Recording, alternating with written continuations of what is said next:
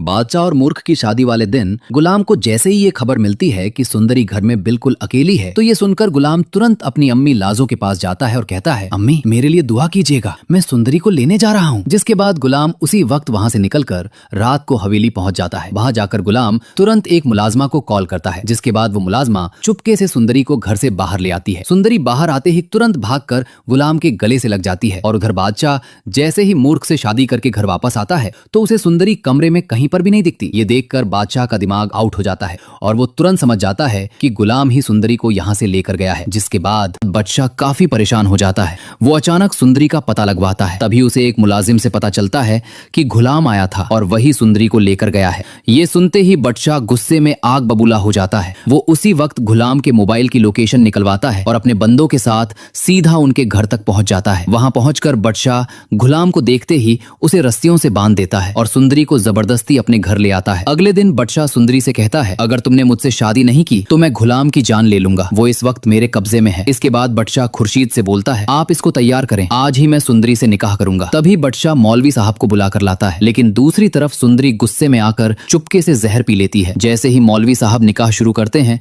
तो अचानक सुंदरी को बहुत तेज चक्कर आते हैं और वो बेहोश होकर बादशाह की गोद में गिर जाती है। ये देखने के बाद बादशाह काफी ज्यादा घबरा जाता है। वो उसी वक्त सुंदरी को उठाकर हॉस्पिटल लेकर जाता है। हॉस्पिटल में डॉक्टर चेक करके बाहर आते हैं और बादशाह को बताते हैं इन्होंने जहर पी लिया है, जिसकी वजह से इनकी जान भी जा सकती है। ये सुनकर बादशाह को एहसास हो जाता है कि उसने बहुत गलत किया है। वो रोते हुए सुंदरी के कमरे में जाता है और कहता है, सुंदरी मुझे माफ कर दो, अपनी आंखें तो खोलो, अगर तुम्हें कुछ हो गया तो मैं खुद भी जिंदा नहीं रहूंगा। इसके बाद बादशाह फौरन गुलाम के पास जाता है, उसकी रस्सियां खोलता है और उसे अपने साथ हॉस्पिटल ले आता है। बादशाह रोते हुए कहता है, यार गुलाम मुझे माफ कर दे, आज सुंदरी की ये हालत सिर्फ मेरी वजह से है। कुछ ही देर में सुंदरी को होश आ जाता है। जिसके बाद खुर्शीद और गुलाम भागकर उसके कमरे में जाते हैं। तभी सुंदरी अपनी आंखें खोलती है और कहती है, गुलाम मैं सिर्फ तुमसे मोहब्बत करती हूँ। ये देखकर बादशाह अपनी जिद छोड़ देता है। वो सीधा घर आकर दाजी से कहता है, मैं मूर्ख से शादी करने के लिए बिल्कुल तैयार हूँ। जिसके बाद कुर्बान को जब ये खबर मिलती है तो वो काफी ज्यादा खुश हो जाता है। अगले दिन बादशाह धूमधाम से अपने घर वालों के साथ